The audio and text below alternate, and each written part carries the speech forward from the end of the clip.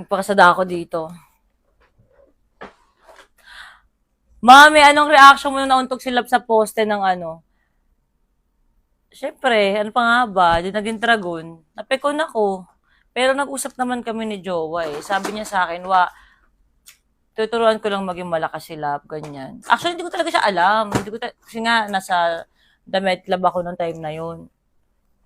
Kasi nga, di ba, alam niyo naman, The Med Club ang tumutulong kay Mami Onim pumayat ng bongga. So, anong nangyari is, nalaman ko na lang, si Love nauntog kayo, nakala ko naman natin na ano. Pero nakita ko yung video, napagano kay Vince. Ano yan? Sabi niya, wow, wala naman nangyari. Tignan mo, naging okay, naging strong siya. Tumatayo siya mag-isa sa sarili niya. Huwag natin masyadong babyhin. Yan sabi niya. Eh, baby ko nga si Love.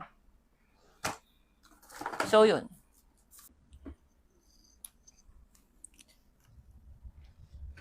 Ayan, tamang plancha naman tayo ngayon ng buhok.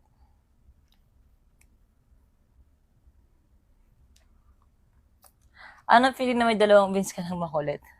Siyempre, ang hirap. More adventure kay Love. Oo, alam niyo ba ako nag-edit lahat, napapagod na ako. Ang daming ginagawa nila sa totoo lang sa araw-araw kung alam niyo lang. May bago siya ngayon eh.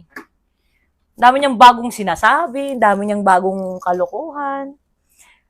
Dami din nagsasabi talaga sa akin na Mami Oni, wag mo ihinto yung reality show kasi gusto namin makita yung pag-grow, yung ano na pagtanda nila, yung growth niya, ganyan.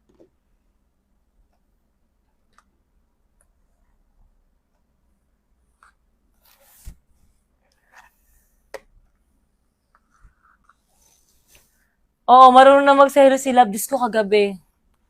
Si Tyrone niya. Inaan naman si Love. Love kay mama, love kay mama. Ginagawa. Diyos ko nag-aaway sila.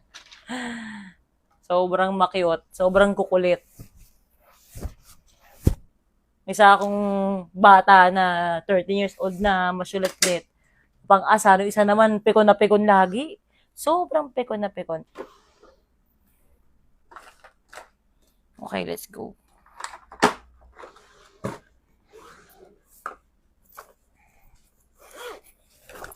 Samahan nyo lang ba ako mag-ayos, guys?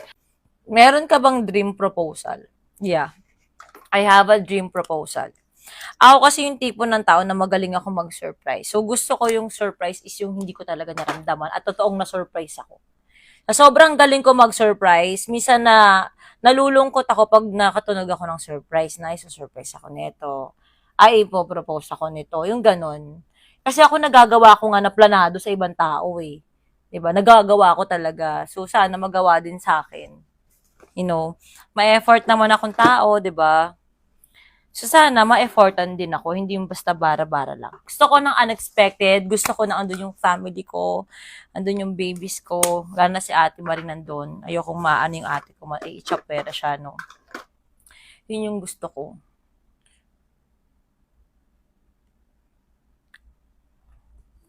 Mahirap kasi pag ikaw yung laging taga-surprise. 'Di ba? Ano siya, tawag dito, hindi ko alam kung mataas ng expectations ko or nakakalungkot lang kasi hindi din ako nasa-surprise pabalik. Pero si Owa, like, lagi naman siya nag-effort sa akin. Lagi naman siyang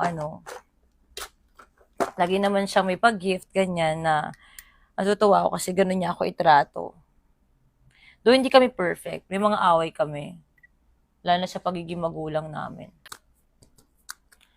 Napag-uusapan niyo ba dito binsang kasal? Yeah, may ganun. May ganun kami factor. Napag-uusapan namin yan siya na may mga ano siya nang, gusto ko na magpakasal sa'yo. May mga ganun siyang eksena. May mga ganun siyang ganap. Like, tapos sabi ko talaga, hindi pa tayo handa sa mga bagay-bagay. Ang dami pa natin iniintindi. Ganun yung feeling ko. Kailangan gato, kailangan ganyan. Ganun yung mga ano namin.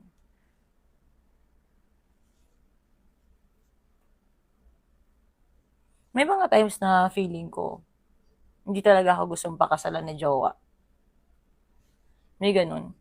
Kasi, nakikita ko na ayaw niya akong pakasalan kapag tamad siya magtrabaho. Doon ako nalulungkot. Ayaw kong maging, alam mo yun, parang Cinderella, na kalabot Disney princess ako na lahat perfect sa amin. Hindi. Hindi siya gano'n. There are times na magaling siyang maging father, pero hindi siya magaling na partner. In a way na yun, masecure ako. Like, sige, paano kung pumayat ako ngayon? Tapos tamad ka magtrabaho. Diba? May katamaran siya. Kita niyo naman mas masipag ako sa kanya.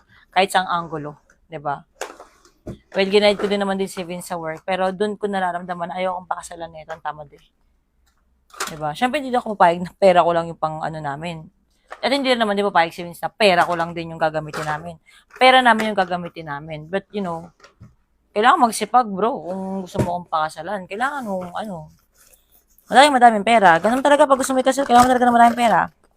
So, kung hindi ka nasisipag na magkaroon ng maraming pera, hindi mo gustong pakasalan yung tao. Kasi saan mo kukunin yun? Like, action speaks louder than words. Ganun siya. Ganun ko siya tignan. Well, yun. Gets niyo ba ako?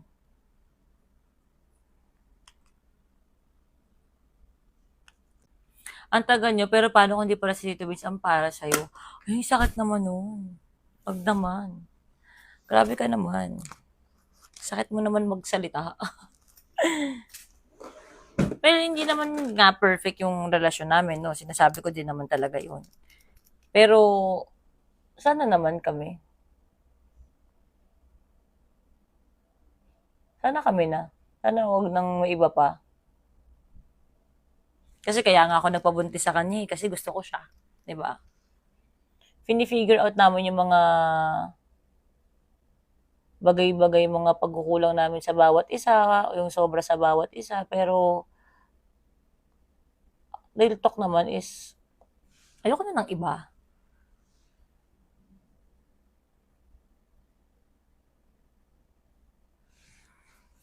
Nakakapagod din kaya.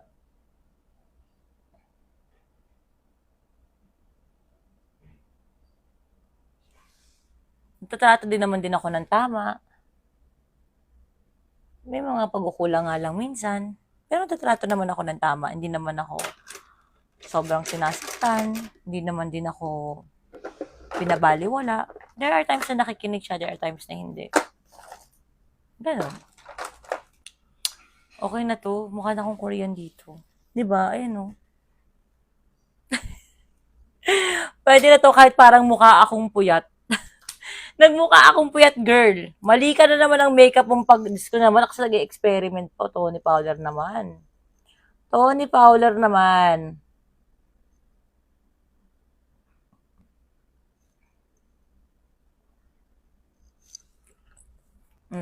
Anime. Anime yan.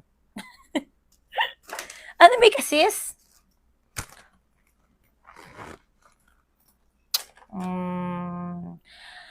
Lipstick. Kailangan ko ng lipstick.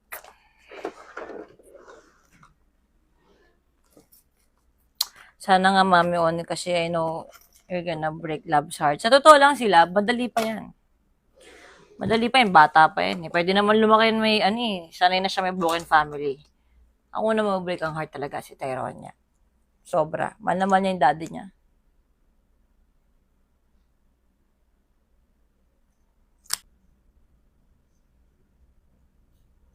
Ayun na. Nag-bip-bip na si Jowa.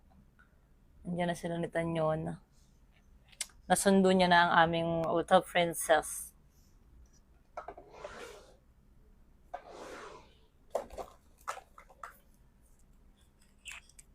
Hindi pa buo yung makeup pero ang ganda na agad. Totoo ba? O namumula lang kayo?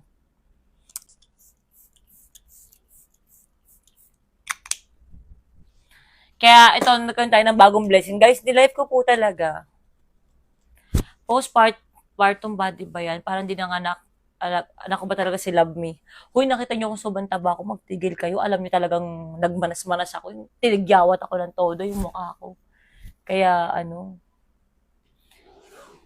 pero na-feel ko na parang bumabalik na ulit yung sarili ko, like I'm happy na ganun siya. Kasi, ang tagal eh, 1 taon walang galawan yung timbang ko talaga, mi. Alam nyo yan, hindi talaga gumalaw. Pero ngayon, kahit na paano, pumapayat na ako, nawawala na ulit yung mga pimple marks ko, yung madami din akong pimples noon, ganun, nawawala-wala na siya. So, Siyempre, medyo nakaka-happy naman pag ganun, di ba? Ayan na yung baby ko. Hi, baby ko. Hi. Hi, Mom. Hi, Jota. Hi, Mom. Jota! Oh my gosh, you're live, Mom. I-say hi na lang, dali. Yung Jota ko. Hello, guys. O, dali, magkay ka dito. Kung pakita yung ID mo. Ay. Wait lang nga. Mami, natataranta ako. Kaya tanong nila kung sa kwarto ako. Sabi ko, dito ako sa kwarto ko. Dito po ako, andito si Mom, andito kami sa kwarto mo. Hindi siya marunong magsinungaling, di ba? Ang bay talagang bata na ito. Hindi nasa kwarto. Halos, Manifest na masampal mo, ma. Di ba? Si Ransky gusto ako magpasampal. hindi ko minamanifest. Ako hindi ko minamanifest. Ah, sige na, maligo ka na kaagad, ha? Bye-bye. I love you. I love you po. Ay, galing ka pala sa labas. Yeah. Hindi ka lumapit sa akin. Yeah, Mom, wala naman akong basa.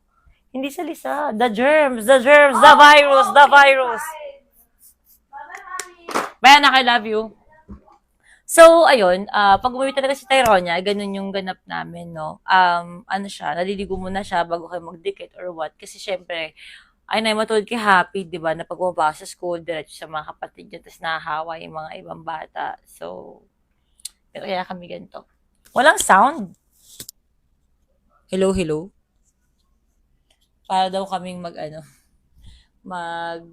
magkapatid. So, yun lang guys. Sa ngayon, nagpapaalam na po muna ako. So, yun lang guys. Babay na po muna.